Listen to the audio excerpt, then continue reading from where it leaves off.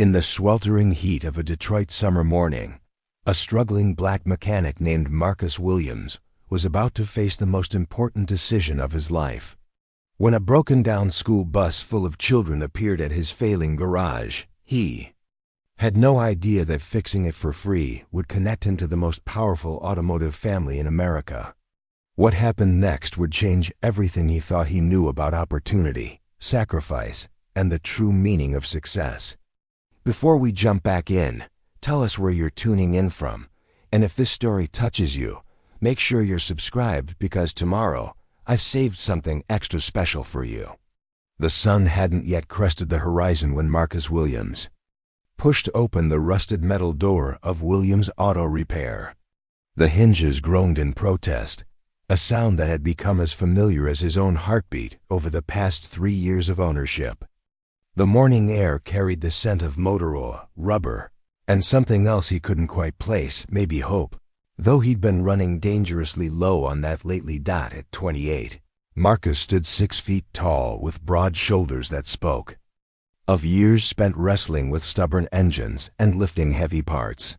His dark skin glistened with a thin layer of sweat even in the early morning coolness, and his calloused hands moved with the practiced efficiency of someone who had been working with tools since he could walk. His grandfather's old work shirt, faded blue with Willie embroidered on the chest, hung loose on his frame, a daily reminder of the legacy he was desperately trying to honor. The garage occupied a corner lot on Corktown's industrial strip, wedged between a shuttered diner and a chain-link fence that bordered the railroad tracks. It wasn't much to look at from the outside: peeling paint, a hand-painted sign that had seen better decades, and a parking lot riddled with potholes that Marcus filled with gravel whenever he could afford a bag or two.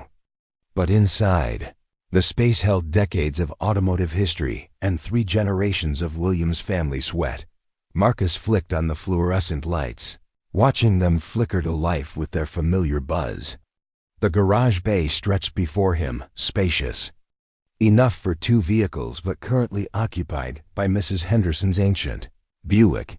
He'd been working on her transmission for the better part of a week, spreading the job out longer than necessary because he knew she was on a fixed income and he could only charge her what she could afford to pay. The workbench along the far wall told the story of his current financial situation. Tools lay scattered across its surface, some inherited from his grandfather, others picked up at pawn shops and estate sales. A coffee can held an assortment of screws and bolts, sorted by size through years of habit. Beside it sat a stack of unpaid invoices, held down by a socket wrench to keep them from scattering in the breeze from the industrial fan that barely moved the thick summer air. Marcus walked to the small office, alcove in the corner, separated from the main garage by a partition made of salvaged plywood and automotive posters from the 1980s. His desk was a door he'd rescued from a demolition site, balanced on cinder blocks and covered with a piece of glass that bore the spider web crack of too many years and too many frustrated fists. The computer perched on top was a relic from another era, its screen flickering with the effort of displaying his accounting software. He settled into the mismatched office chair, one armrest missing, the other held on with electrical tape, and opened the laptop with the reverence of someone handling something irreplaceable. The bank balance stared back at him like an accusation: $847.23. Rent was due in 5 days. The electric bill sat unopened in the stack of mail because he already knew what it said. The part supplier had been calling every other day, and Marcus had stopped answering numbers he didn't recognize. 3 years ago, when he'd taken over the garage from his grandfather Willie, it had seemed like destiny. Willie Williams had been a legend in the neighborhood, the man who could fix anything with wheels and never charged more than folks could afford. He'd taught Marcus everything: how to listen to an engine's complaints, how to feel a problem through the steering wheel, how to treat every customer like family, even when they couldn't pay their bill on time. But Willie had also taught him something else, though he'd never put it into words: how to carry the weight of everyone, else's problems on your shoulders until it nearly broke you. The old man had died with more outstanding invoices than cash in the bank, beloved by the community but buried by a system that didn't reward kindness with profit margins. Marcus pushed back from the desk and walked to the pegboard where Willie's favorite tool still hung. The old man's mechanic stethoscope dangled from a hook, its rubber tubing cracked but still functional. Beside it, a photo showed Willie in his prime, grinning beside a pristine 1967 Mustang he'd restored for a customer who'd never come back to claim it. The car had sat in the back lot for years until Marcus finally sold it. To keep the lights on, the morning routine continued with the methodical precision of ritual. Marcus checked the air compressor, tested the hydraulic lift, and reviewed the day's scheduled appointments. All three of them.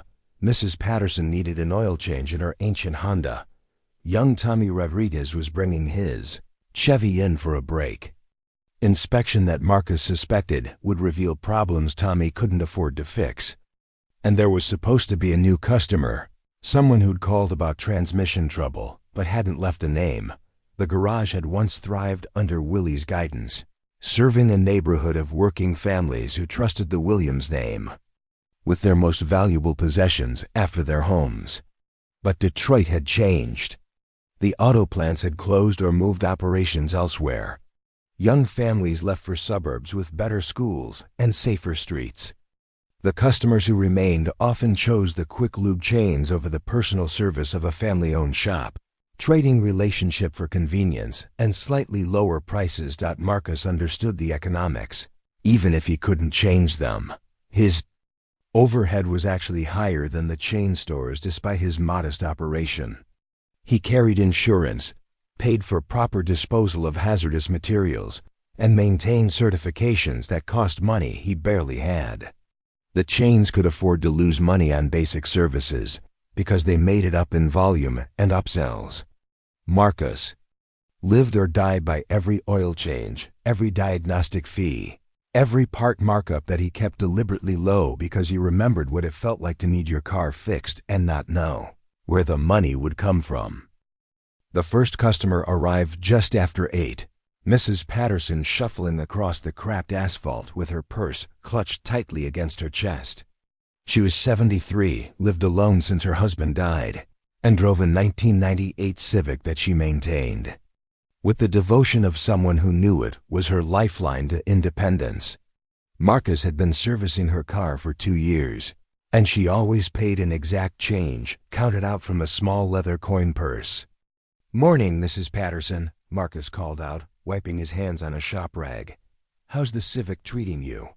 "Oh, you know how it is," she replied, her voice carrying the slight tremor of age. "It gets me where I need to go, but it's making that noise again." Marcus nodded, already knowing which noise she meant. The CV joint was wearing out, a repair that would cost more than Mrs. Patterson's monthly grocery budget. He'd been monitoring it for months, adjusting and lubricating to buy time, knowing that eventually they'd reach a point where temporary fixes wouldn't suffice. "Let's take a look," he said, accepting the keys with a smile that didn't reveal his concern. "I'll have you back on the road in no time." As Mrs. Patterson settled into the waiting area, 2 mismatched chairs beside a coffee table stacked with automotive magazines from the previous decade, Marcus drove the Civic into the bay. The lift raised the small car with mechanical precision, revealing the undercarriage that had become as familiar to him as his own reflection. The CV joint showed all the signs he'd expected: cracked boot, leaked grease, the telltale looseness that meant failure was imminent. He could replace it properly for about $400 in parts and labor. He could rig a temporary fix. That might last another few months. Or he could do what Willie would have done: split the difference, use a refurbished part instead of new, and charge just enough to cover his costs while keeping Mrs. Patterson safe on the road. The decision came easily, as it always did. Marcus reached for his phone and called his parts supplier, negotiating for a used CV joint that would do the job without breaking his customer's budget. The conversation required all his charm and most of his remaining credit, but he secured the part for pickup that afternoon. By the time Tommy Rodriguez arrived with his Chevy, Marcus had finished Mrs. Patterson's oil change and was waiting for parts to complete the more extensive repair. Tommy was 19, worked 2 jobs to help support his mother and younger siblings, and drove a truck that had seen better decades. The brake inspection revealed exactly what Marcus had feared: rotors warped beyond resurfacing, pads worn to the metal, and brake lines that showed signs of corrosion. "How much are we talking?" Tommy asked, his voice carrying the weight of someone who already knew the answer would hurt. Marcus ran the numbers in his head, calculating parts costs, labor time, and the margin he needed to keep the doors open. Then he ran them again, factoring in what he knew about Tommy's situation, his mother's medical bills, and the family's struggle to stay afloat in an economy that seemed designed to push people like them under. "Tell you what," Marcus said finally, "I can get you roadworthy for about $250. That's with used rotors. I'll resurface myself and pads that aren't fancy but will do the job. The brake lines can wait another few months if you're careful." Tommy's relief was visible, his shoulders dropping as tension he'd been carrying all morning finally released. "Man, I appreciate that. I know you're cutting me a deal." Marcus shrugged, the gesture casual despite the impact it would have on his own finances. "Your mom's been good to my family for years. We take care of each other in this neighborhood." As Tommy left to return with the money he'd need to withdraw from his savings, Marcus found himself alone in the garage with the familiar weight of financial pressure settling on his shoulders. Every discounted repair, every payment plan, every favor for a neighbor brought him closer to the edge of sustainability. But it also brought him closer to the community his grandfather had served, the web of relationships that gave meaning to the work beyond the simple exchange of money for services. The phone rang, interrupting his calculations. The voice on the other end was unfamiliar, professional, but with an undercurrent of urgency that immediately caught his attention. "Williams Auto Repair? This is Janet Morrison from Lincoln Elementary. We have a school bus that's broken down, and we need someone who can look at it right away. The regular repair shop can't get to us until next week, but we have field trips scheduled and kids who depend on this bus to get home safely." Marcus glanced at the clock, mentally reviewing his afternoon schedule. The mystery customer with transmission problems still hadn't shown up. Mrs. Patterson's parts wouldn't be ready for pickup until 3. Tommy's brake job would take another hour once he returned with payment. "What kind of problems are you having?" he asked, already reaching for a notepad to jot down details. "Engine trouble, I think.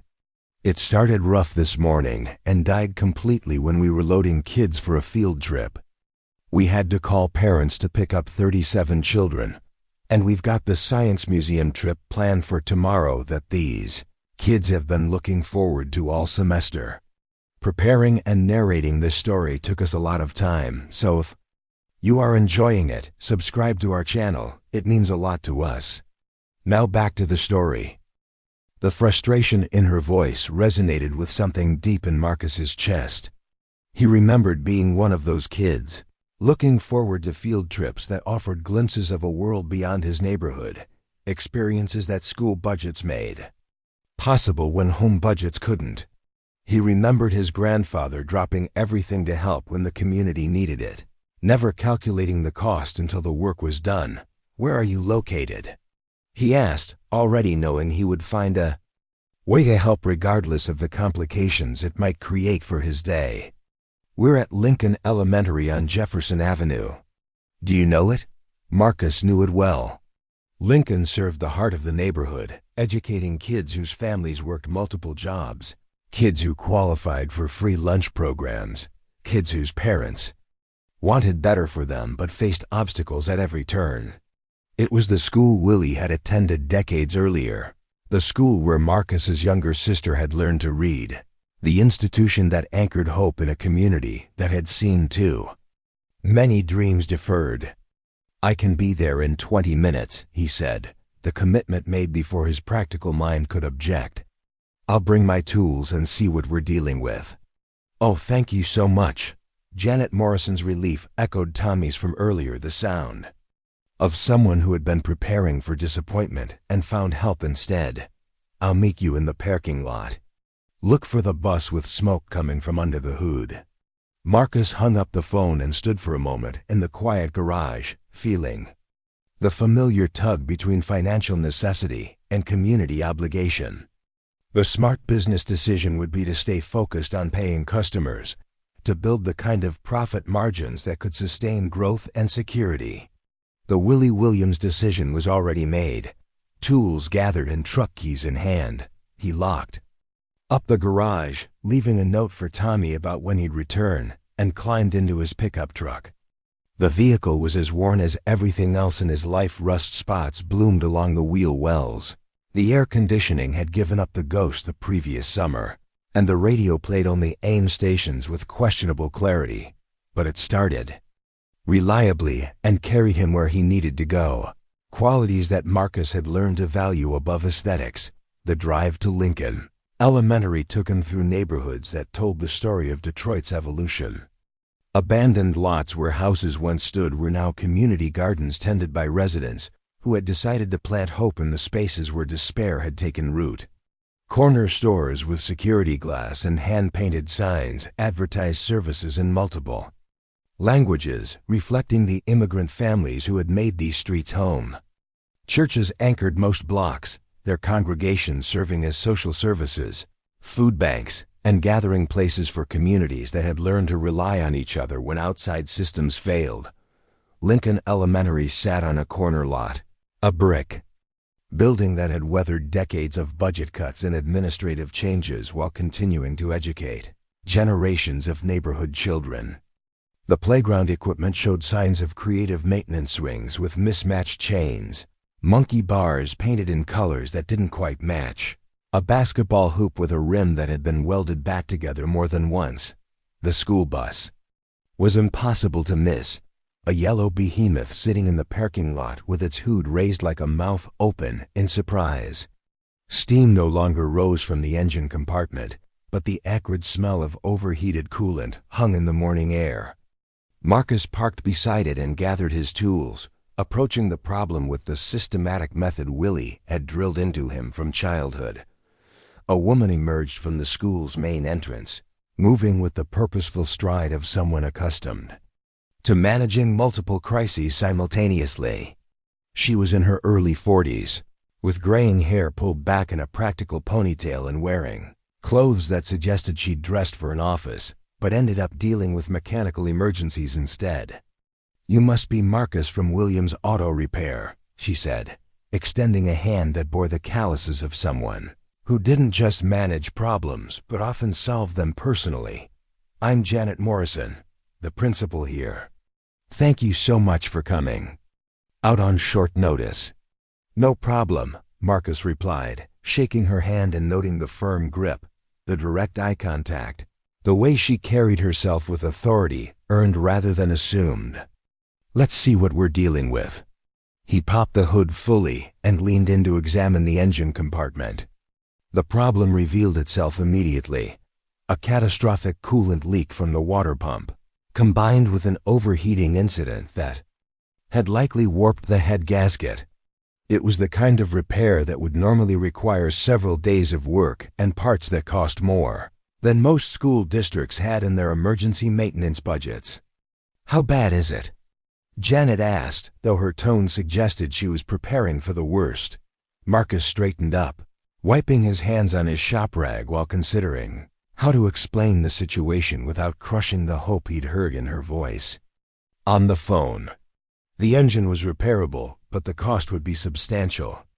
A proper fix would require parts, machine shop work, and labor hours that would total several $1,000s money he suspected Lincoln Elementary didn't have lying around. "It's not good," he said finally, "but it's not hopeless either." The water pump failed, which caused the overheating, which probably damaged some other components. In a perfect world, this would be a week-long job at a shop with a full parts inventory. Janet's shoulders sagged slightly, the weight of disappointed children and disrupted plans settling visibly on her frame. But we don't live in a perfect world, do we? Marcus looked at her, then at the bus, then at the school building where he could see faces pressed against classroom windows, kids watching to see if their field trip would be salvaged. He thought about his grandfather's lessons, about community obligation, about the difference between a job and a calling. "No," he said, "but sometimes we can make it work anyway." Marcus knelt beside the disabled school bus, his experienced hands tracing the source of the coolant leak while his mind calculated possibilities. The metal was still warm from the morning's overheating incident, and the sweet smell of antifreeze mixed with the urban morning air. Around him, the sounds of the awakening neighborhood provided a familiar soundtrack: distant traffic, the rumble of delivery trucks, children's voices drifting from playground windows. Janet Morrison stood beside him, her arms crossed, not in impatience but in the posture of someone who had learned to brace for disappointment while still hoping for miracles. She watched him work with the attention of someone who understood that expertise couldn't be rushed, even when time was running short. "The water pump housing is cracked," Marcus said, pointing to where coolant had crystallized into chalky residue around the failed component. When it let go, the engine overheated before the driver could shut it down. "That probably means we're looking at head gasket damage, possibly warped cylinders." He stood and walked to the front of the bus, examining the radiator and cooling system components. The damage told a story of mechanical neglect, born not from carelessness but from the reality of stretched budgets and deferred maintenance. This wasn't a vehicle that had been abused. It was one that had been asked to do more than its aging systems could handle. "In terms of a proper repair," Marcus continued, "we're talking about a complete engine rebuild. New water pump, head gasket replacement, machine work on the cylinder head, coolant system flush, thermostat, hoses. At a commercial shop, you'd be looking at $4,000 to $6,000 and about a week of downtime." Janet's expression didn't change, but Marcus caught the slight tightening around her eyes that spoke of mental calculations, budget meetings, emergency fund balances, the impossible mathematics of public education funding. He'd seen that look before on his own face in the mirror when he ran the numbers on keeping his garage operational. "What about an improper repair?" she asked, the question carrying both hope and resignation. Marcus appreciated her directness. Too many people danced around financial realities, pretending that wanting something badly enough could change the laws of economics.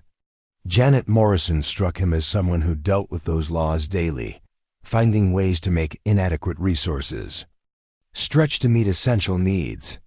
"There might be options," he said carefully.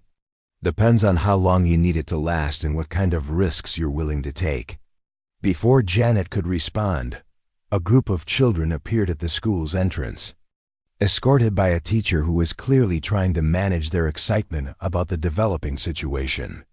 The kids ranged in age from about 6 to 10, and their faces pressed against the chain-link fence that separated the parking lot from the playground. "Is someone fixing our bus?" called out a girl with braided hair and a dinosaur t-shirt. "Where?" "Supposed to go to the Science Museum tomorrow." "Mr. Johnson said the engine exploded," added a boy whose enthusiastic gesturing threatened to knock over his smaller companions. "Did it really explode?" Janet turned toward the children with a smile that managed to be both reassuring and non-committal. "We're working on it," she called back. "Mr. Williams is taking a look to see what can be done." The mention of his name caused Marcus to glance up from the engine compartment. The children's faces reflected a mixture of curiosity and concern that reminded him of his own elementary school years, when adult problems seemed both mysterious and terrifying. Field trips had been rare treats in his childhood, breaks from routine that opened windows to possibilities beyond his immediate neighborhood. "The Science Museum trip," he said to Janet. "How important is that to these kids?" Her answer came without hesitation. For most of them, It'll be the first time they've been to a real museum. We've been planning this for months, studying exhibits online, preparing projects, building excitement. Some of these children have never been outside a 10-block radius of their homes. Marcus nodded, understanding the weight behind her words. Museums, like many cultural institutions, existed in a different economic universe from the one these children inhabited. Admission fees, parking costs, travel expenses, even with group discounts and fundraising efforts. Educational experiences like this represented significant investments for families already stretched thin. And beyond tomorrow? He asked. We've got field trips scheduled through the end of the semester. The zoo, the historical society, the planetarium. Plus daily routes for kids who live too far to walk safely. This bus serves about 150 students whose families depend on reliable transportation. Marcus walked around to the driver's side and climbed into the cab, settling behind the wheel to get a feel for the vehicle's overall condition. The interior showed the wear patterns of heavy used seats patched with duct tape, floor mats worn. Thin, dashboard components held together with ingenuity and determination. But it was clean, well-maintained within the limits of available resources, and clearly valued by the people who depended on it. He turned the key in the ignition, listening to the engine's labored attempt to start. The starter motor engaged, the engine turned over, but no ignition caught.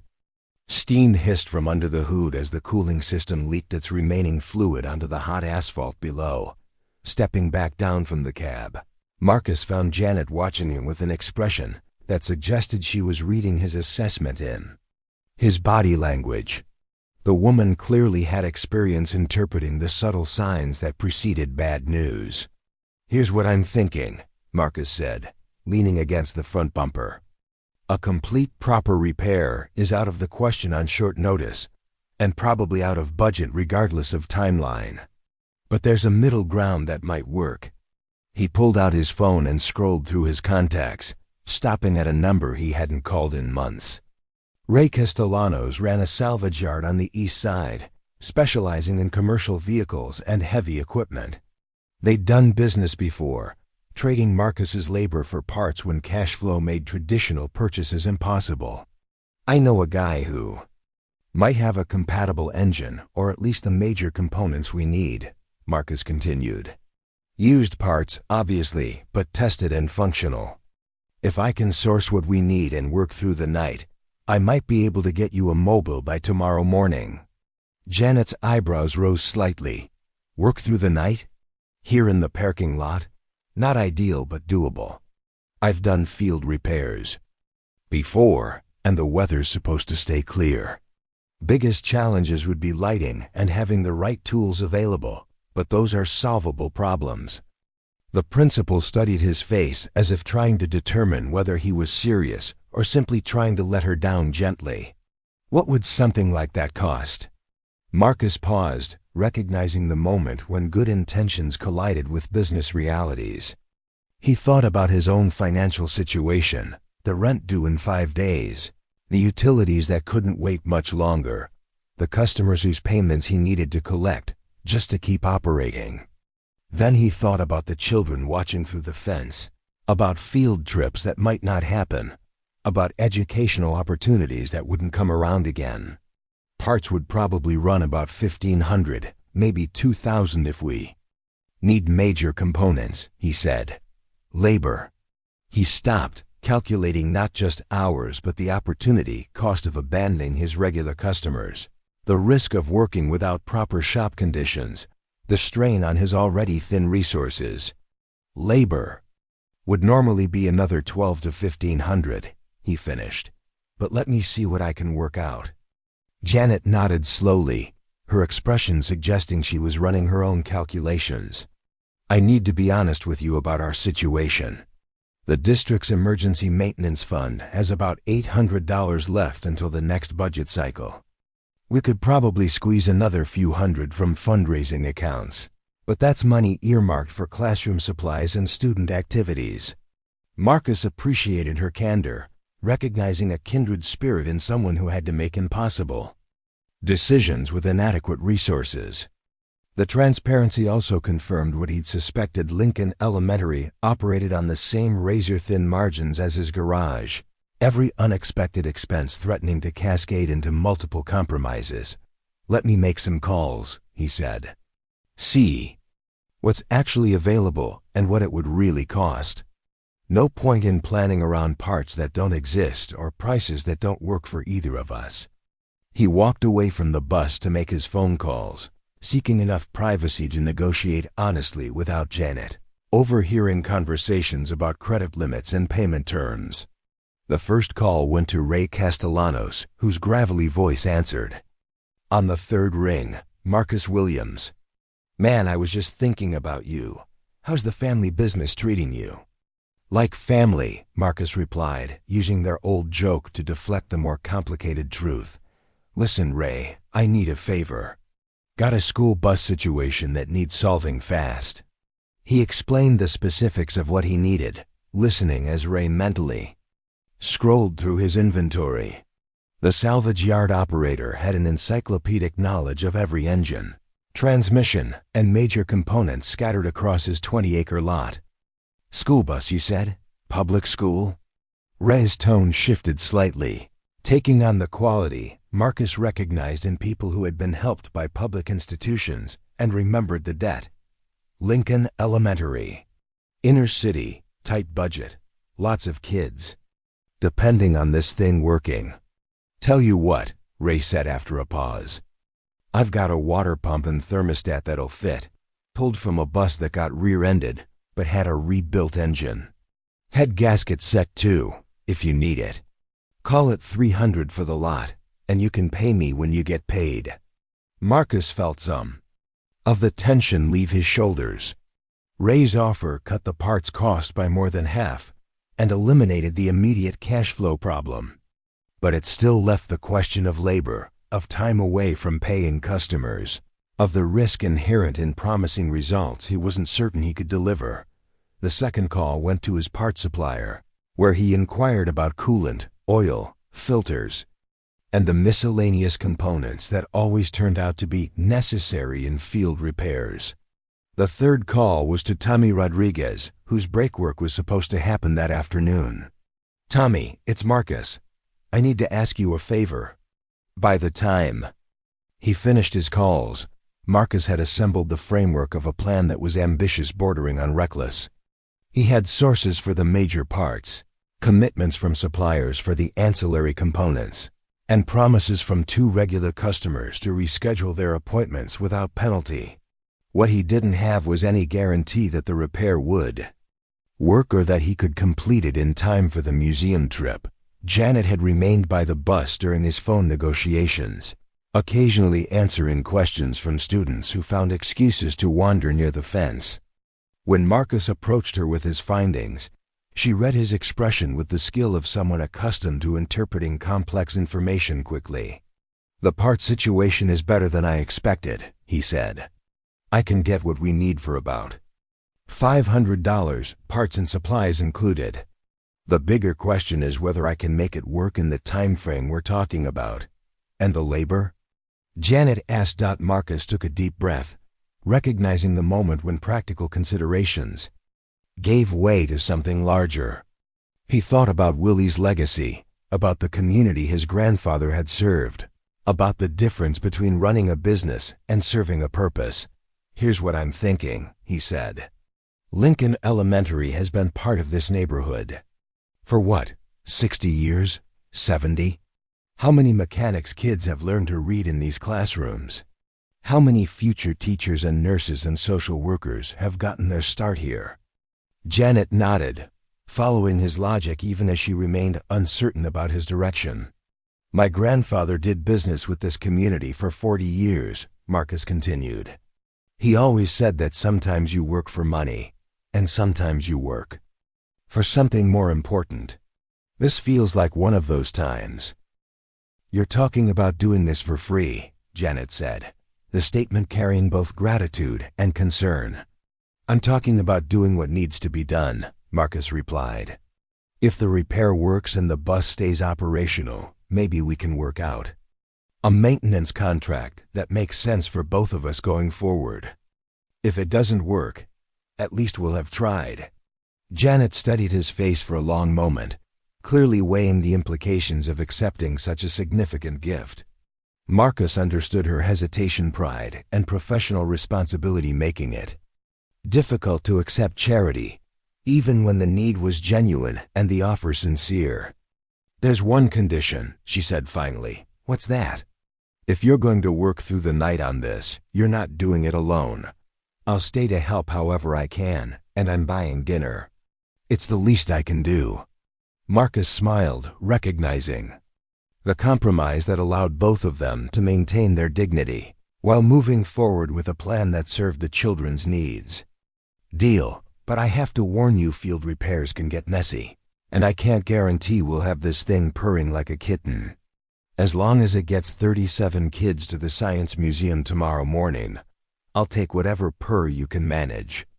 They shook hands on the agreement, and Marcus felt the familiar mixture of excitement and anxiety that came with committing to an outcome he couldn't fully control. The next 18 hours would test everything Willie had taught him about engines, ingenuity, and the power of determination when backed by community support. The children at the fence had multiplied during their conversation, word having spread through the school that someone was actually working on their bus. Marcus waved at them before heading back to his truck to collect additional tools and call his parts sources to arrange for immediate pickup. As he drove away from Lincoln Elementary, the morning sun climbing higher and casting sharp shadows across the urban landscape, Marcus reflected on the decision he'd just made. From a purely business perspective, it was probably foolish unpaid labor on a challenging repair with no guarantee of success. But from every other perspective that mattered, it felt like the most natural choice in the world. His phone buzzed with a text from Ray Castellanos. "Parts are pulled and ready. Good luck with those kids." Marcus smiled and pressed the accelerator, already mentally cataloging the work ahead and the obstacles he'd need to overcome. Somewhere in the distance, a train whistle echoed off the industrial buildings, carrying the sound of progress and possibility across a neighborhood that had learned to create its own opportunities when the world forgot to provide them. The afternoon sun blazed mercilessly across the Lincoln Elementary parking lot as Marcus returned with his truck loaded down with parts, tools, and portable work lights. The asphalt radiated heat in shimmering waves, and the disabled school bus sat like a yellow island in an ocean of concrete. He'd spent the past 3 hours racing across Detroit, collecting components from Ray's salvage yard, picking up gaskets and seals from his supplier, and gathering every piece of equipment he thought he might need for an overnight field repair. Janet Morrison emerged from the school building as he began unloading, her professional attire now supplemented by work gloves and a Detroit Tigers baseball cap that had clearly seen years of practical use. She moved with purpose, rolling a maintenance cart loaded with extension cords, work lights, and what appeared to be the school's entire supply of bottled water. "The custodial staff helped me gather everything I could think of," she said, gesturing toward the cart. "Power source from the building, lighting, basic tools. I also called the district office and got permission to work after hours. Security knows we'll be here all night." Marcus nodded appreciatively, recognizing the administrative foresight that would prevent interruptions from well-meaning security guards or curious police patrols. Janet clearly understood how to navigate bureaucratic systems while getting things accomplished, a skill that spoke to years of experience making the impossible merely difficult. "I brought my generator too," Marcus said, pointing to the small Honda unit secured in his truck bed, "just in case we lose building power or need to work away from the extension cords. And I've got enough LED work lights to turn this parking lot into a football stadium." The next hour was devoted to preparation, transforming the area around the bus into an improvised repair bay. Extension cords snaked across the asphalt like industrial veins, connecting work lights that would banish the coming darkness. Marcus's tools spread across portable workbenches and towels laid on the ground, each implement positioned with the methodical precision of someone who understood that efficiency in the field depended on organization. Janet proved to be a surprisingly capable assistant, her hands steady and her mind quick to grasp the logic behind each preparation step. She held lights while Marcus assessed access points, organized parts according to his instructions, and asked questions that revealed both genuine curiosity and practical intelligence. "I've never watched an engine repair before," she admitted as Marcus began disconnecting coolant lines. "It's more complex than I imagined." "Everything's connected to everything else," Marcus replied. His attention focused on avoiding spills as he drained the remaining coolant. "Change one component, and you have to consider how it affects the entire system. Kind of like running a school, I imagine." Janet laughed, the sound carrying genuine amusement. "That's actually a perfect analogy. Fix the reading curriculum, but then you have to adjust the math schedule, which impacts lunch timing, which affects the playground rotation, which changes when buses arrive." As they worked, a steady stream of curious visitors appeared. Mrs. Patterson arrived with a thermos of coffee and sandwiches wrapped in aluminum foil, staying long enough to offer encouragement before heading home to her evening television programs. Tommy Rodriguez stopped by after a shift at the grocery store, bringing ice-cold sodas and offering to help with any heavy lifting. Even the elderly janitor Marcus had spoken with that morning appeared, wheeling his cart slowly across the lot to check on their progress. "Whole neighborhood's talking about what you're doing," the janitor told Marcus as he prepared to leave. "Word gets around fast when somebody steps up like this." By 7 o'clock, Marcus had the bus's hood removed completely and the damaged water pump exposed like a mechanical heart in need of surgery. The component was worse than he'd initially assessed. Not just cracked but corroded in ways that suggested years of marginal cooling system maintenance. Getting it out would require removing additional components, each step revealing new complications. "How often do field repairs like this actually work?" Janet asked, holding a work light steady while Marcus wrestled with a particularly stubborn bolt. "Depends on a lot of variables," Marcus replied, his voice strained with effort. "Condition of the engine, quality of the replacement parts, whether we run into unexpected problems. I'd say maybe a 60% success rate under ideal conditions. And these aren't ideal conditions. Not even close." The bolt finally surrendered, spinning free with a metallic screech. But sometimes the non-ideal conditions are what make success worth achieving. As darkness settled over Detroit, their improvised work area became a bright island of focused activity. The LED lights cast sharp shadows that moved and shifted as Marcus maneuvered around the engine compartment. Janet had long since abandoned any pretense of staying clean. Her hands darkened with grease and her shirt bearing the evidence of crawling under the bus to hold components in place. The water pump removal proved more challenging than anticipated. Corrosion had effectively welded some connections, requiring penetrating oil and patient work with increasingly larger tools. Marcus found himself grateful for the portable setup in Comey. His garage, he would have had the bus up on a lift with easy access from below. Here, every adjustment required repositioning lights, tools, and sometimes his entire body to reach components that seemed designed to be inaccessible. "Tell me about the kids who are supposed to go on this trip tomorrow," Marcus said during a break, wiping sweat from his forehead and leaving a streak of grease across his brow. Janet settled onto an overturned bucket that had become her preferred seating, accepting a water bottle with obvious gratitude.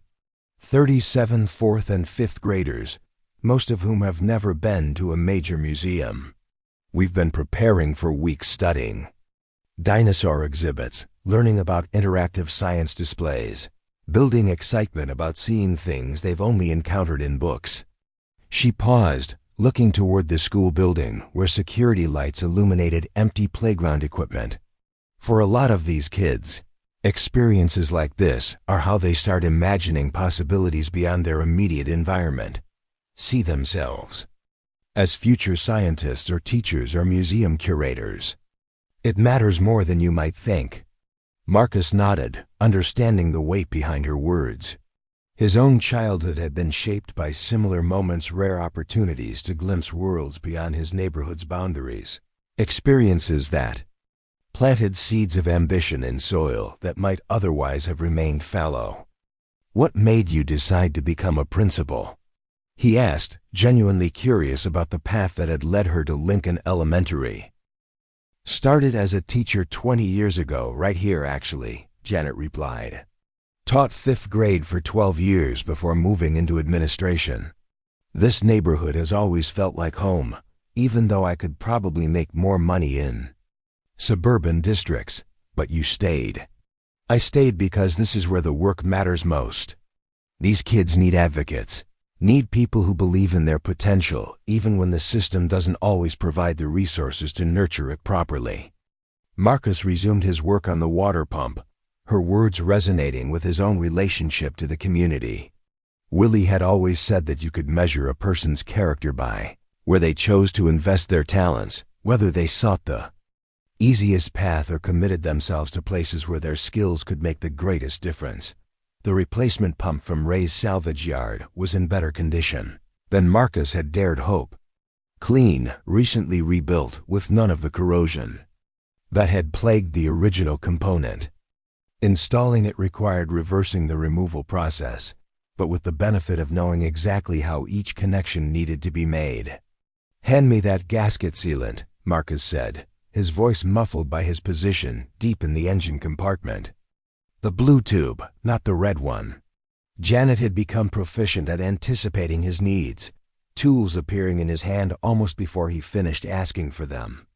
The partnership that had developed between them felt natural, each person contributing their strengths to a shared objective that neither could have accomplished alone. "You know," she said as Marcus applied sealant to the water pump housing, "I'm starting to understand why your grandfather was so respected in this neighborhood. This isn't just about mechanical skill." "What do you mean?" "The way you approach problems. You don't just fix things, you understand how they fit into people's lives. How a broken bus affects 37 kids' education. How reliable transportation impacts families' daily routines. It's holistic thinking." Marcus smiled, though she couldn't see his expression from her angle. Willie used to say that mechanics who only see engines miss the point. We're not just fixing machines, we're keeping people's lives moving forward. By 10 o'clock, the water pump installation was complete, coolant lines reconnected, and the cooling system ready for testing. Marcus had also replaced the thermostat and several deteriorated hoses, upgrades that hadn't been strictly necessary, but would improve the bus's long-term reliability. The moment of truth came when Marcus turned the ignition key. The starter engaged, the engine turned over, and after a few seconds of mechanical uncertainty, it caught and settled into a steady idle. No steam rose from the engine compartment. The temperature gauge remained in the normal range. Coolant circulated visibly through the transparent overflow reservoir. "It's running," Janet said, her voice carrying a mixture of relief and amazement. "It's running," Marcus confirmed, though he continued monitoring gauges and listening to engine sounds for signs of problems that might not be immediately apparent. They let the bus idle for 20 minutes, checking for leaks, monitoring temperatures, and ensuring that all systems were functioning properly. Marcus drove it slowly around the parking lot, testing steering, brakes, and transmission response. Everything felt solid, responsive, reliable. "I can't believe you actually did it," Janet said as they shut down the engine and began collecting tools. "We did it," Marcus corrected. "Couldn't have managed this without help." As they cleaned up their work area, coiling extension cords and packing tools back into organized cases, Marcus felt the familiar satisfaction that came from solving a complex problem through persistence and skill. But this satisfaction carried additional weight. The knowledge that his work would directly impact children's educational opportunities, that his decision to prioritize community need over personal profit had produced tangible results. "What time do the kids arrive tomorrow morning?" he asked. 7:30 for regular bus routes, 8:15 for the museum departure. "Think our patient will be ready?" Marcus performed one final visual inspection of the engine compartment, checking connection points and fluid levels. "She should be good to go. I'll be here early to do a pre-trip inspection, just to make sure everything's still tight and properly filled." Janet extended her hand for what had become their traditional agreement handshake. "Marcus Williams, you've restored my faith in the power of community cooperation. Just paying forward what this neighborhood gave my family," he replied, clasping her hand firmly. As Janet headed into the school to collect her personal belongings and lock up, Marcus loaded his tools and cleaned up the last remnants of their repair operation. The parking lot returned to its normal emptiness, the bus sitting quietly under the security lights, ready to fulfill its mission of connecting children to learning opportunities. Driving home through Detroit's night-quiet streets, Marcus reflected on the day's events. From a business perspective, he'd donated significant time and resources with no guaranteed return. But from every other perspective that mattered, he'd invested in exactly the kind of community values that gave meaning to his grandfather's legacy. His phone buzzed with a text message from Janet. "Bus started perfectly this morning. 37 kids are on their way to discover dinosaurs. Thank you for making magic happen." Marcus smiled, recognizing that some rewards couldn't be measured in dollars and cents. Sometimes the best return on investment came from knowing you'd helped dreams come true. Marcus woke to the harsh buzz of his alarm at 5:30 a.m., his body aching from the previous night's work. Every muscle protested as he rolled out of bed in his studio apartment above Mrs. Chun's corner market, the cramped space that had been home for the past 2 years since he'd given up the house he couldn't afford to keep. Sunlight filtered through blinds that didn't quite fit the windows, casting uneven patterns across second-hand furniture and automotive magazines stacked on milk crates. The events of the previous night felt almost surreal in the morning light. Had he really spent 12 hours in a school parking lot, performing major engine surgery under portable LED lights? The grease under his fingernails and the ache in his lower back confirmed that yes, he had committed himself to an ambitious repair with no guarantee of success. Motivated by nothing more than community, loyalty, and a group of excited fourth graders, his phone showed 3 missed calls from customers whose appointments he'd rescheduled, 2 text messages about past due invoices, and a voicemail from his landlord reminding him that rent was due in 3 days.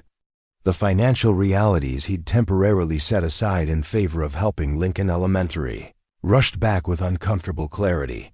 Marcus showered quickly, pulled on clean work clothes, and grabbed a stale donut from the package he'd bought 3 days earlier. Coffee would have to wait until he could stop at the school and ensure the bus was truly ready for its mission. As he descended the narrow stairs to the street level, Mrs. Cheen emerged from her store with a paper bag and a steaming cup. "Coffee and breakfast sandwich," she said in the accented English that had become as familiar as family over the years. "Heard about the school bus. Good work." Marcus accepted the offerings gratefully, touched by the gesture and reminded once again of how quickly news traveled through their tight-knit community. Mrs. Chun had fled Vietnam 40 years earlier with her husband and 2 small children, building their corner market from nothing through 18-hour days and unwavering determination. She understood something about sacrifice for future generations. "Thank you, Mrs. Chun. You didn't have to. Community takes care of community," she interrupted with a wave that dismissed his protest. "Willie taught you well." The drive to Lincoln Elementary took him through neighborhoods that were beginning to stir with morning activity.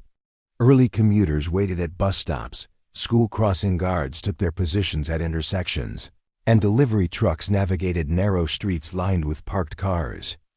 Detroit was waking up to another day of making do, getting by, and finding ways to thrive despite circumstances that would have defeated less resilient communities. Lincoln Elementary's parking lot looked different in daylight, the scene of the previous night's intensive work now restored to normal emptiness, except for the yellow bus that sat exactly where they'd left it. Marcus parked beside it and performed a thorough pre-trip inspection, checking fluid levels, belt tension, and all the connections they'd made in the artificial light of portable work lamps. Everything looked solid. The engine started immediately, settled into a smooth idle, and showed no signs of the overheating that had stranded 37 children the previous morning. The temperature gauge remained stable, coolant circulated properly, and the new water pump operated with mechanical precision that suggested many more months of reliable service. Janet Morrison arrived 20 minutes later, pulling into the lot in a silver Honda Civic that showed the same careful maintenance philosophy that Marcus applied to his own vehicles. She approached the bus with a mixture of hope and anxiety that he recognized from his own morning mood. "Please tell me it's still working," she said by way of greeting. Marcus gestured toward the running engine, purring like a kitten with a fresh bowl of cream. Temperatures stable, no leaks, all systems functioning normally.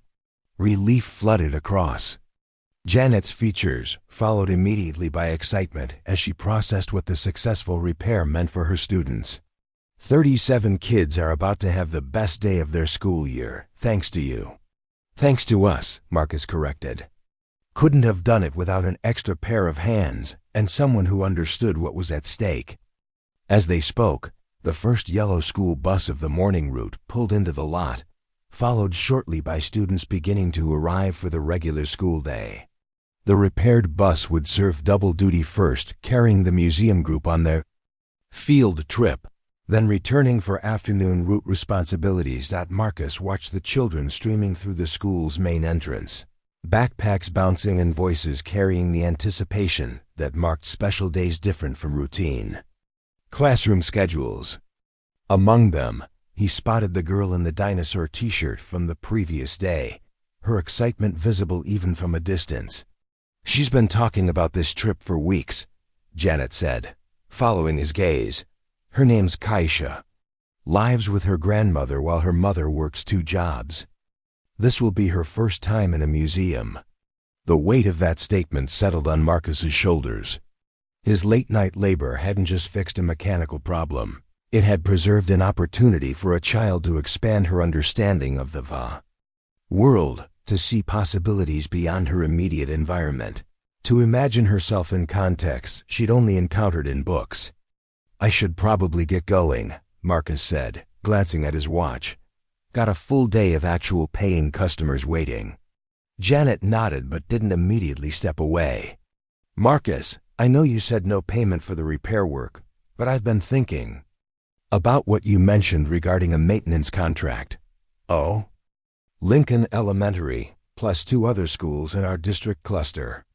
Regular preventive maintenance, priority response for emergency repairs, fair rates for both parties.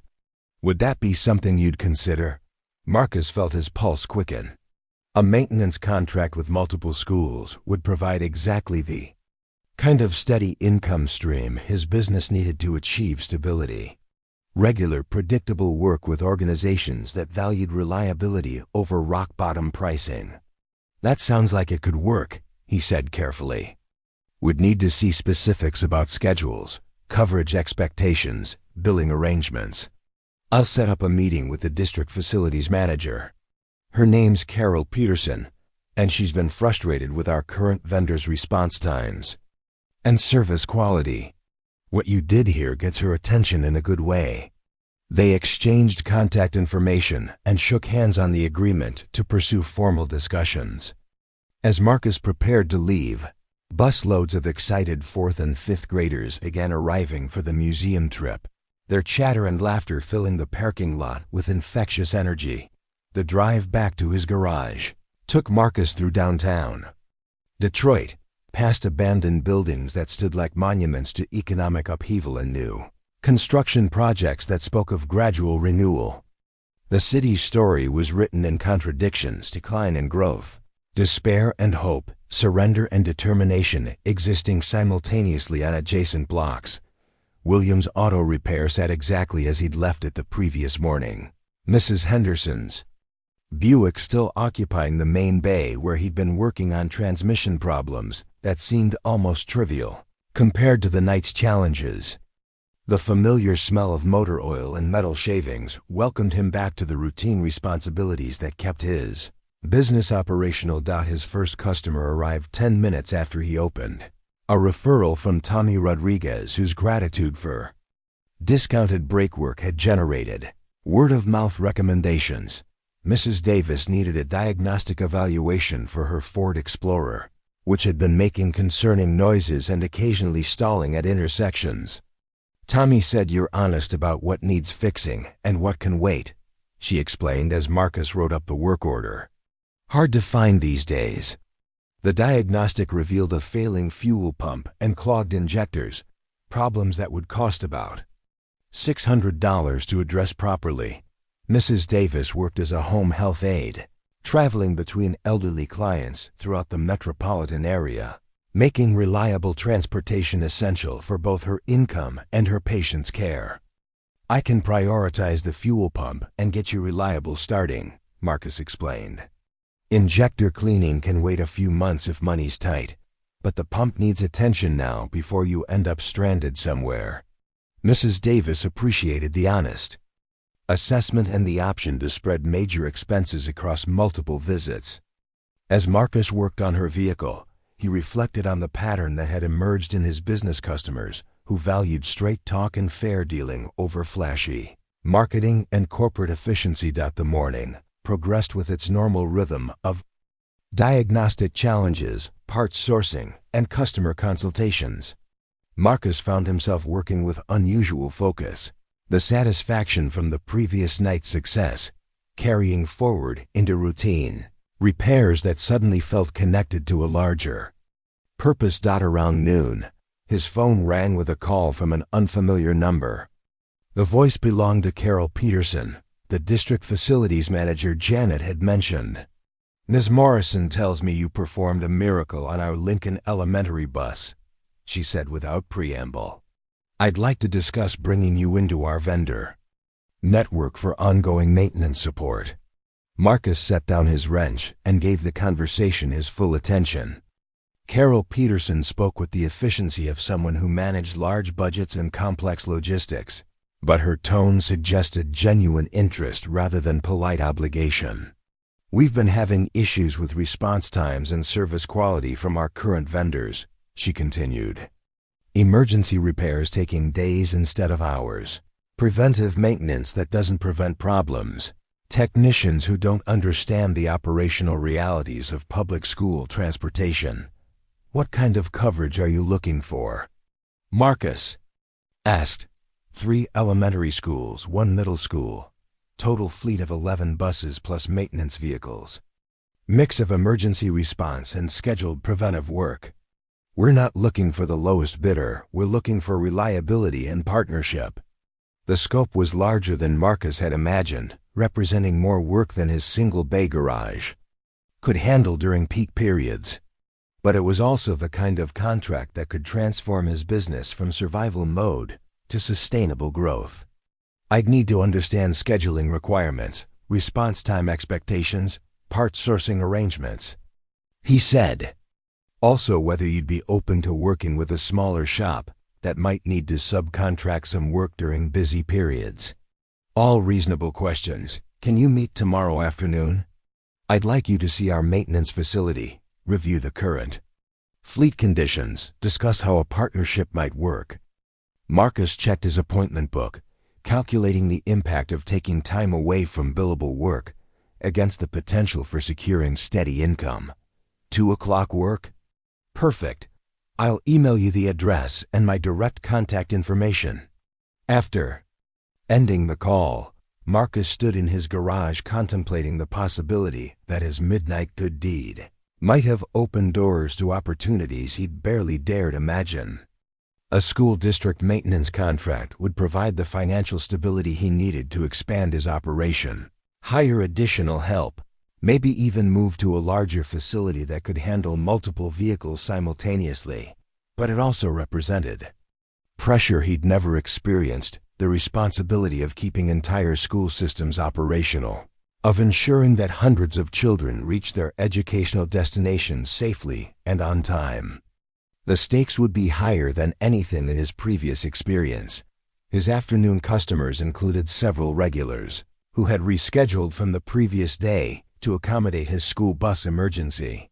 None of them complained about the delay, and two specifically mentioned hearing about his overnight repair work through the neighborhood communication network that moved information faster than social media. "Heard you saved the museum trip for those kids at Lincoln," said Mr. Washington, whose Toyota needed routine maintenance. That's the kind of thing Willie would have done. The comparison to his grandfather carried special weight, confirmation that Marcus was honoring the legacy he'd inherited along with the garage's tools and customer relationships. Willie's reputation had been built on moments, exactly like the previous night, choosing community service over immediate profit, understanding that some investments paid dividends in ways that couldn't be measured in quarterly statements. As closing time approached, Marcus completed his paperwork and calculated the day's earnings. Despite losing the previous afternoon to unpaid repair work, his revenue was actually higher than average, boosted by new customers and referrals that seemed directly connected to word of mouth publicity about his school bus intervention. His phone buzzed with a text message from Janet Morrison. Field trip was a huge success. Kids saw dinosaurs, learned about space exploration, discovered interactive science exhibits. Keisha hasn't stopped talking about becoming a paleontologist. Thank you for making magic happen. The message was followed by a photo showing 37 grinning children posed in front of a massive T-Rex skeleton, their faces radiating the joy of discovery and possibility. Marcus studied each face, recognizing expressions he remembered from his own childhood encounters with wonders beyond his neighborhood's boundaries. As he locked up the garage and prepared to head home, Marcus realized that the previous 24 hours had changed something fundamental about his relationship to his work and his community. The financial pressures remained real. Rent was still due. Bills still needed paying. Business growth still required careful planning and execution.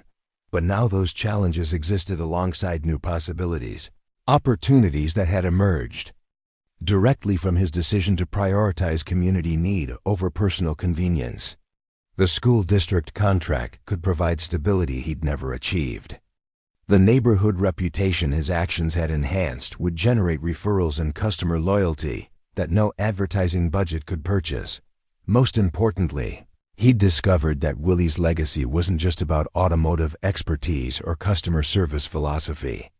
It was about understanding that sometimes the most important work happened when nobody was keeping score, when the only measurement that mattered was whether children got to museums and families kept their cars running and communities supported each other through the kind of mutual aid that made survival possible and dreams achievable. The evening air carried the scent of summer, barbecues, and the distant sound of children playing in neighborhood parks.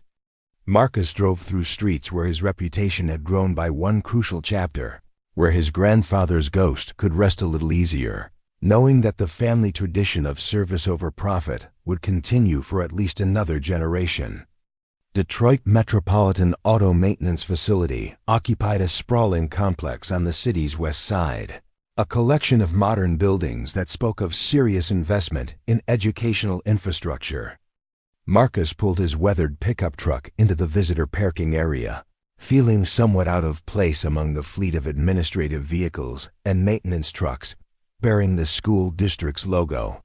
Carol Peterson's office was located in the main administrative building, accessible through a lobby that featured student artwork celebrating transportation themes.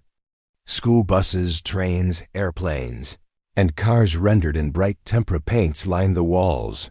Each piece signed with the careful letters of elementary school artists. Marcus arrived 15 minutes early for his 2 o'clock appointment, using the extra time to observe the facility's operations through floor-to-ceiling windows that overlooked the main maintenance bays. The scale was impressive: multiple hydraulic lifts, specialized diagnostic equipment, parts storage systems that dwarfed his own modest inventory. Technicians in matching uniforms worked with choreographed efficiency on vehicles ranging from compact cars to full-size school buses. "You must be Marcus Williams," came a voice from behind him. He turned to find a woman in her mid-50s approaching with a confident stride that suggested years of managing complex operations. Carol Peterson stood about 5'6" with silver-streaked brown hair pulled back in a practical ponytail and wearing a polo shirt embroidered with the district maintenance logo. Her handshake was firm, her eye contact direct, and her overall demeanor projected competence without pretension. "Miss Peterson, thank you for making time to meet. Please call me Carol, and thank you for what you did at Lincoln Elementary. Janet Morrison hasn't stopped talking about your overnight repair miracle." She led him through a corridor lined with safety posters and maintenance schedules, past offices where administrators worked at computers and technicians filled out service reports. The facility buzzed with the organized activity of an operation that served thousands of students across dozens of schools. "Before we talk about potential partnership opportunities," Carol said as they settled into her office, "I'd like to understand your background and business philosophy." Janet was impressed not just by your technical skills, but by your approach to problem solving. Marcus appreciated the directness, recognizing someone who valued substance over presentation. Carol's office reflected her practical orientation: functional furniture, walls covered with maintenance schedules and fleet statistics, a desk organized for efficiency rather than appearance. "I learned the trade from my grandfather, Willie Williams," Marcus began. "He ran a neighborhood garage for 40 years, built his reputation on honest work and fair pricing. When I took over his operation 3 years ago, I tried to maintain those principles." "And how's that working out from a business perspective?" The question carried no judgment, just professional curiosity about the viability of old-fashioned service values in contemporary market conditions.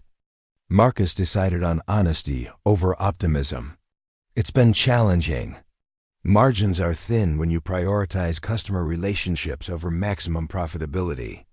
But the neighborhood trusts us, and we've built loyalty that larger operations can't match."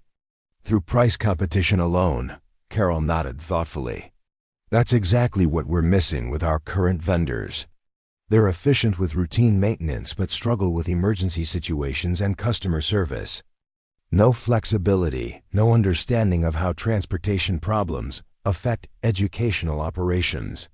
She pulled out a folder containing fleet management reports and began explaining the district's maintenance challenges.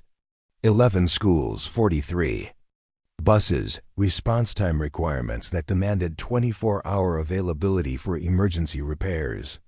The current vendor arrangement involved 2 large automotive service companies that treated school district work as low-priority business, often leaving buses out of service for days while parts were ordered or technicians became available.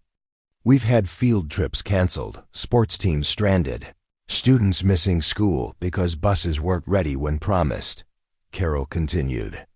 "The cost isn't just financial, it's educational opportunity lost, trust eroded with families who depend on reliable transportation." Marcus listened carefully, recognizing problems that extended far beyond mechanical issues. The district needed partners who understood that school buses weren't just vehicles. They were lifelines connecting children to educational opportunities, athletic competitions, cultural experiences that broadened horizons and built memories. "What kind of partnership structure are you envisioning?" he asked. "Hybrid approach. Routine maintenance stays in-house with our facility and staff. But we need reliable emergency response, specialized repairs our technicians can't handle, and additional capacity during peak periods. Someone who can work with our team, not just take orders from procurement. Carol led him on a tour of the maintenance facility, introducing him to the chief mechanic and several technicians who managed the daily challenges of keeping a diverse fleet operational. The equipment was impressive, the staff clearly competent. But Marcus recognized the limitations inherent in any large organization: bureaucratic constraints, budget cycles that didn't align with mechanical realities, administrative overhead that sometimes interfered with getting work done. "Your grandfather taught you well," said the chief mechanic, a veteran named Robert Hayes, whose weathered hands and confident manner reminded Marcus of Willie. "Heard about the Lincoln Elementary bus? That's old-school problem-solving." They spent an hour reviewing specific vehicles and discussing potential collaboration scenarios. Marcus found himself comfortable with the technical staff, recognizing kindred spirits who understood that automotive repair was part mechanical skill and part diagnostic art. The administrative aspects would require adjustment, but the core work aligned perfectly with his experience and capabilities. As the facility tour concluded, Carol invited Marcus to join her for coffee in a small break room overlooking the main maintenance bays. Through the windows they watched technicians troubleshooting a transmission problem on a mid-size bus, their systematic approach reflecting the kind of methodical thinking Marcus had learned from Willie. "I have to ask," Carol said as they settled at a small table, "what made you decide to work all night on that Lincoln Elementary bus?" Most contractors would have quoted a standard repair timeline and moved on. Marcus considered his answer, recognizing that his response would shape Carol's assessment of his character and reliability. The truth was complex: part community obligation, part professional pride, part recognition that some opportunities required immediate action regardless of convenience. "Those kids were supposed to go to the Science Museum," he said finally. "First time for most of them. Sometimes you have to prioritize what matters most, even if it's not the most profitable decision." Carol nodded slowly, her expression suggesting that his answer had confirmed something she'd already suspected. "That's the kind of thinking we need in our vendor partnerships. People who understand the mission behind the mechanics." Their conversation was interrupted by Carol's phone buzzing with what appeared to be an urgent message. She glanced at the screen, and her expression shifted from professional interest to something approaching excitement. "Marcus, I need to ask you something, and I want you to know this doesn't affect our discussion about the maintenance contract. Okay. Are you related to anyone in the automotive industry? Manufacturing, corporate leadership, anything like that?" The question seemed to come from nowhere, leaving Marcus genuinely puzzled. "No, nothing like that. My family's been neighborhood mechanics for 3 generations. Willie learned the trade in the Army, came back to Detroit, and opened his garage. Why do you ask?" Carol studied his face carefully, as if trying to solve a puzzle she couldn't quite articulate. "It's probably nothing, just there's someone who wants to meet you. Someone who heard about what you did at Lincoln Elementary. Another school administrator? Not exactly." Carol hesitated, clearly weighing her words carefully. "Marcus, do you know who Richard Morrison is?" The name sounded vaguely familiar, but Marcus couldn't place it immediately. "Should I? He's Janet Morrison's husband.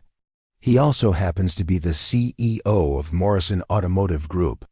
Marcus felt a chill of recognition. Morrison Automotive Group was one of the largest automotive empires in the Midwest: dealerships, manufacturing, partnerships, service networks that stretched across multiple states. He'd seen their logo on everything from luxury car commercials to NASCAR sponsorships, but the connection to Janet Morrison had never occurred to him. Janet Morrison, the principal, is married to one of the most powerful men in the automotive industry, Carol finished. And he's been asking questions about the mechanic who fixed a school bus for free. The implications hit Marcus like cold water.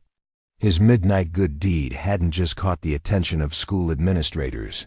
It had somehow reached the highest levels of automotive corporate leadership. Janet Morrison, the dedicated principal who had worked beside him in a parking lot, sorting tools and holding flashlights, was married to a man whose decisions affected thousands of jobs and millions of dollars in automotive commerce. Why is he asking questions? Marcus managed to ask. Because he's been looking for something he thought didn't exist anymore, Carol replied. Someone in the automotive industry who puts service before profit, who understands that reputation is built one customer at a time, who remembers that cars and buses and trucks exist to serve people's lives, not just generate revenue. Marcus's mind raced through the previous week's events, recontextualizing every interaction with Janet Morrison. Her knowledge of budget constraints, her willingness to work through the night, her understanding of community needs, all of it genuine, but now viewed against the backdrop of a family life that included country club memberships and corporate board meetings. Did she know? He asked. When we were working on the bus, did Janet know her husband would be interested in meeting me? Carol shook her head. According to Richard, she mentioned it casually during dinner. Just told him about the mechanic who'd stayed up all night to fix the school bus so kids could go to the museum. He started asking questions, did some research, and now he wants to have a conversation. What kind of conversation? The kind that could change your life if you're interested in opportunities beyond neighborhood garage work. Marcus felt the ground shifting beneath him, the comfortable assumptions about his future suddenly complicated by possibilities he'd never imagined. Richard Morrison's interest could mean anything from a job offer with Morrison Automotive Group to investment in expanding Williams Auto Repair to opportunities he couldn't even conceptualize. But it also meant stepping into a world where his grandfather's simple principles of honest work and fair pricing might not apply, where success was measured in market share and quarterly profits rather than customer satisfaction and community trust. He wants to meet, Carol continued. No strings attached, no obligations. Just a conversation between two people who care about the automotive industry. When? Tomorrow evening, if you're available. Janet suggested meeting at Lincoln Elementary, neutral ground where you'd feel comfortable. Marcus laughed despite his confusion. Neutral ground. In a school parking lot where I spent 12 hours doing unpaid engine work. She thought it was appropriate, Carol said with a smile. The place where he first learned about your character. As they concluded their meeting and discussed next steps for the maintenance contract evaluation, Marcus found himself operating on two levels simultaneously. Part of his attention focused on Carol's explanations of procurement procedures and service-level agreements, practical details that would determine whether Williams Auto Repair could successfully partner with the school district.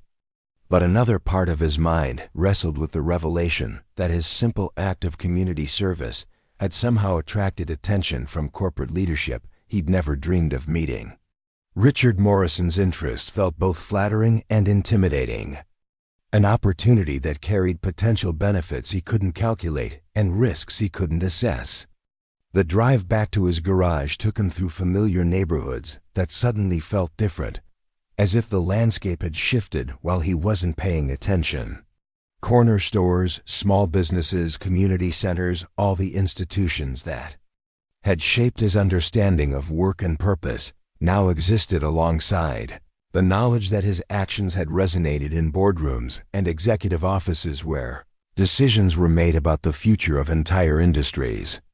His phone buzzed with a text message from Janet Morrison. Carol Peterson told me she mentioned Richard's interest in meeting you. I hope you'll consider it. He's been looking for someone like you for a long time. Marcus read the message twice, noting that Janet had identified herself simply as the principal of Lincoln Elementary, not as the wife of automotive industry royalty. Her discretion suggested respect for his right to make decisions based on his own judgment, rather than being overwhelmed by her husband's corporate influence. As he pulled into the familiar parking lot of Williams Auto Repair, Marcus realized that the next 24 hours would require him to make choices that would define not just his immediate future, but his fundamental relationship to the community and values that had shaped his entire life. Richard Morrison's interest represented doors to opportunities he'd never imagined.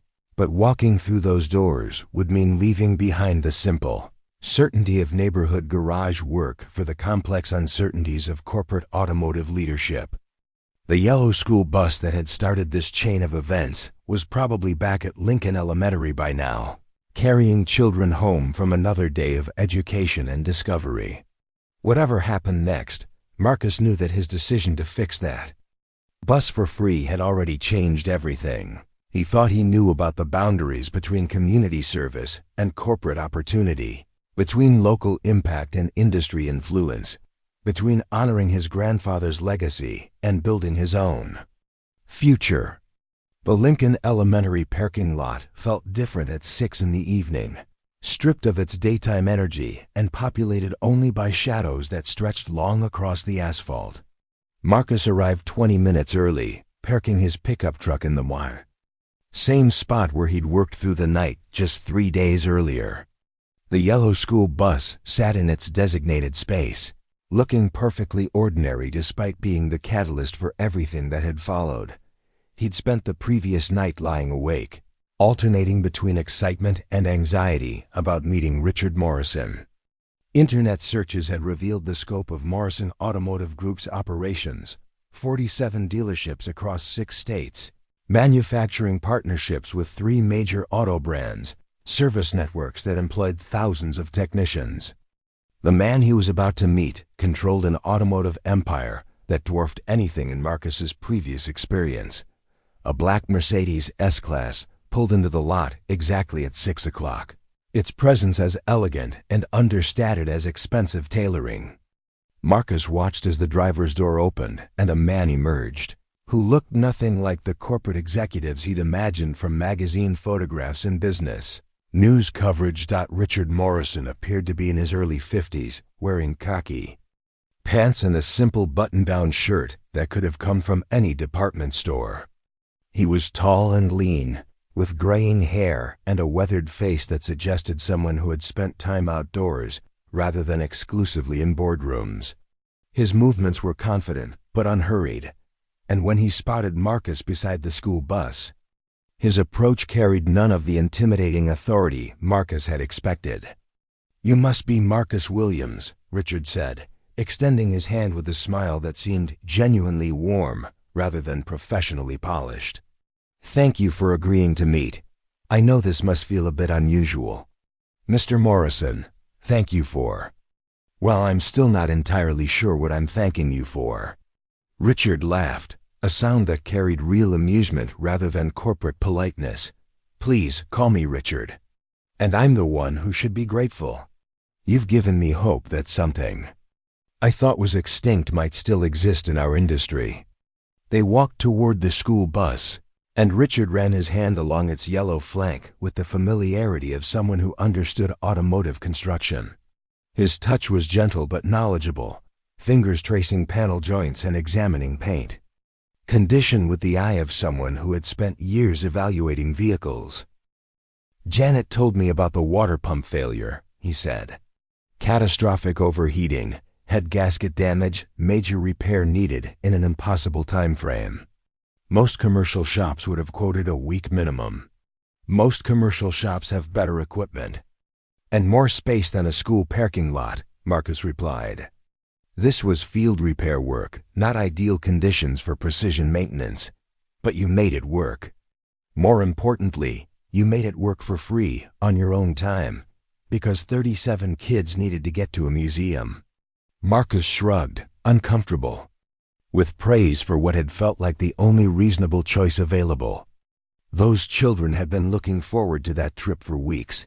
Sometimes you do what needs to be done. Richard nodded slowly, his expression suggesting that Marcus's response had confirmed something important. "Tell me about your grandfather. Janet mentioned he ran the garage before you. Willie Williams. 40 years serving this neighborhood. Built his reputation on honest work and fair prices. Never charged more than people could afford, never did unnecessary repairs. Always put customer relationships ahead of profit margins. And how did that work out for him financially? The question carried no judgment, just genuine curiosity about the economic viability of old-fashioned business principles. Marcus appreciated the directness, recognizing someone who understood that good intentions didn't automatically translate to sustainable operations. He died with more outstanding invoices than cash in the bank, Marcus said honestly. Beloved by the community, respected by everyone who knew him, but barely breaking even most years. The neighborhood trusted him completely, but trust doesn't pay for part suppliers or building maintenance. Yet you chose to continue his approach. I tried to honor his values while being more realistic about business requirements. But it's been challenging. Hard to compete with chain stores on price while maintaining the personal service that makes neighborhood garages valuable. Richard leaned against the school bus, his posture relaxed despite the importance of their conversation. Marcus, what I'm about to tell you might sound like fantasy, but I want you to hear me out. Marcus nodded, though he felt his pulse quickening with anticipation and anxiety. Morrison Automotive Group has grown into something I never intended when I started with a single used car lot 30 years ago, Richard continued. We're successful by every conventional measure: revenue, market share, profit margins, stock price. But somewhere along the way, we lost something essential. He paused, looking across the parking lot toward the school building, where security lights illuminated empty hallways and darkened classrooms. We lost the connection between automotive service and actual service to people's lives. Our technicians are well-trained and efficient, but they don't know their customers' names. Our service advisors can diagnose problems accurately, but they don't understand how a major repair affects a family's budget. We've optimized everything, except the human relationships that make this industry meaningful.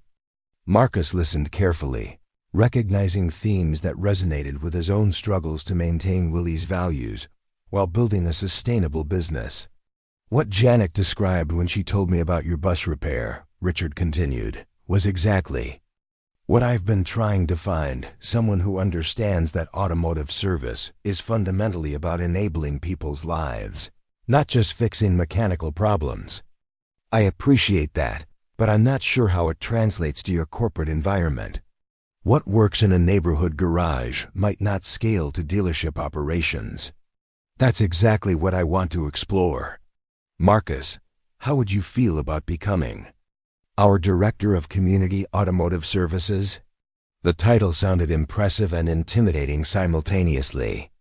Marcus had never held a corporate position, never managed anything larger than his single-bay garage, never operated within the complex structures that governed major business organizations. What would that involve? Richard's explanation revealed a vision that was both ambitious and surprisingly personal.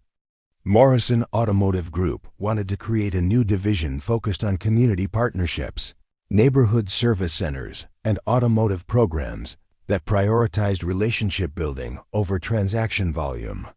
They would establish small-scale operations in underserved communities, offering the kind of personal service that chain stores couldn't match while being backed by corporate resources that could ensure sustainability. Think of it as franchising your grandfather's approach, Richard said. Individual service centers that maintain neighborhood character while having access to training, equipment, parts sourcing, and financial stability that independent operators can't achieve alone. The concept addressed many of the challenges Marcus had faced in trying to honor Willie's legacy while building a viable business. Community-focused automotive service backed by corporate infrastructure could provide the best of both worlds: personal relationships with customers combined with professional resources and economic sustainability. You'd be responsible for developing the program, selecting locations, training managers, establishing service standards that emphasize customer relationships alongside technical excellence, Richard continued. Base salary of $90,000. Plus performance bonuses tied to customer satisfaction metrics rather than just revenue targets. Marcus felt his world shifting again. The offer representing financial security he'd never experienced and professional opportunities he'd never imagined. But it also meant leaving behind the familiar independence of garage ownership for the complex responsibilities of corporate leadership. "Why me?" he asked. "You could find people with more management experience, more corporate background, more formal training in business operations." "Because management experience and corporate background don't teach you to work all night in a school parking lot to fix a bus for free," Richard replied. "Because formal business training doesn't create the kind of reputation that generates referrals from every customer you've ever served. Because what I need isn't someone who knows how to run automotive operations. It's someone who remembers why automotive operations matter to people's daily lives." 6 months later, Marcus stood in the lobby of the Morrison Automotive Group headquarters, wearing a tailored suit that still felt foreign despite his gradual adaptation to corporate expectations. The building's atrium rose 4 stories above. Polished marble floors, its walls displaying vintage automobiles that traced the evolution of American automotive design from Model Ts to contemporary electric vehicles. His reflection in the elevator doors showed someone who had changed significantly since that night in Lincoln Elementary's parking lot. The worn work clothes and grease-stained hands had been replaced by professional attire and manicured nails. But his eyes still carried the same determination that had driven him to fix a school bus for free because children needed to reach a museum.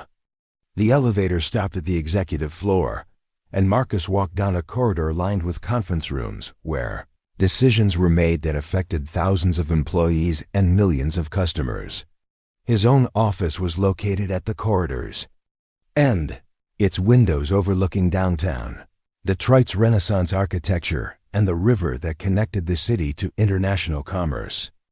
"Good morning, Mr. Williams," said Patricia Hawkins, the executive assistant who had become his partner in managing the complexities of corporate scheduling and communications. "You have the Community Service Center progress reports on your desk, and Mr. Morrison would like to see you at 10:30 for the quarterly review." Marcus had learned to appreciate Patricia's efficiency and discretion, qualities that made navigating corporate protocols manageable for someone whose previous administrative experience involved handwritten invoices and appointment books held together with electrical tape. The Community Service Center program had exceeded every projection Richard Morrison had outlined during their parking lot conversation. 12 locations were now operational across Metro Detroit, each one designed to provide neighborhood-level automotive service backed by corporate resources and professional training. Customer satisfaction ratings averaged 4.8 out of 5. Employee retention was the highest in the company's history, and revenue growth had attracted attention from automotive industry analysts who were studying Morrison's community-focused approach. But the numbers, impressive as they were, didn't capture what Marcus considered the program's most important successes. Mrs. Patterson now brought her aging Honda to the Corktown Community Service Center, where technicians knew her name and understood her budget constraints. Tommy Rodriguez had been hired as a service advisor at the Eastside location, using his bilingual skills and neighborhood connections to build relationships with customers who had never trusted corporate automotive service before. The phone on Marcus's desk buzzed with an internal call. "Marcus, it's Janet Morrison. Do you have a few minutes?" "Of course. How are things at Lincoln Elementary?" "Busy as always, but I wanted to give you an update on something that might interest. You remember Keisha, the little girl who was so excited about the dinosaur museum? She's in 7th grade now, and she just won the district science fair with a project about paleontology." Marcus smiled, remembering the child in the dinosaur T-shirt whose face had reflected pure wonder when he'd seen her photograph from the museum trip. "That's fantastic. What was her project about?" "Fossilization processes and climate change impacts on extinct species. She's been reading college-level geology texts and corresponding with researchers at the University of Michigan. Her teacher says she's already talking about studying paleontology in college." The connection between a repaired school bus and a seventh grader's scientific ambitions might have seemed tenuous to outside observers, but Marcus understood the chain of causation perfectly.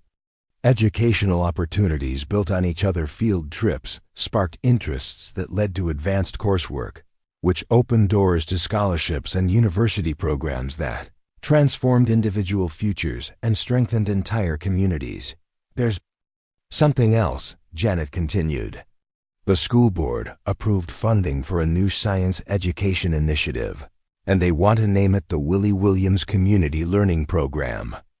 They'd like you to speak at the dedication ceremony next month. Marcus felt his throat tighten with unexpected emotion. His grandfather's name would be permanently associated with educational opportunities for children who needed advocates and champions, communities that required investment and attention, young minds that deserved exposure to possibilities beyond their immediate environments. I'd be honored, he managed to say after ending the call.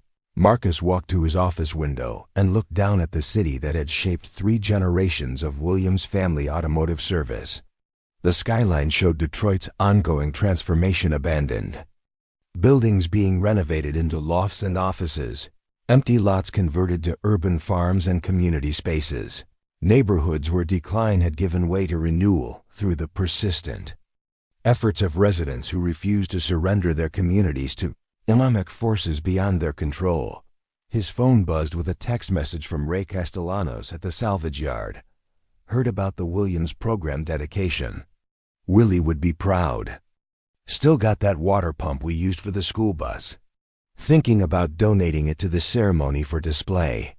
The water pump that had failed on a Tuesday morning, stranding 37 children and threatening to cancel a field trip, had become an unlikely symbol of how individual choices could create expanding circles of positive impact. Marcus's decision to sacrifice his business priorities for community needs had led to opportunities he couldn't have imagined.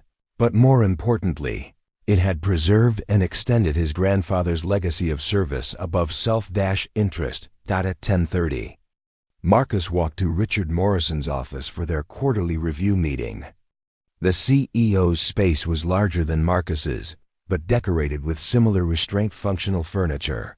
Industry awards displayed without ostentation. Family photographs that showed a man who valued personal relationships alongside professional achievements.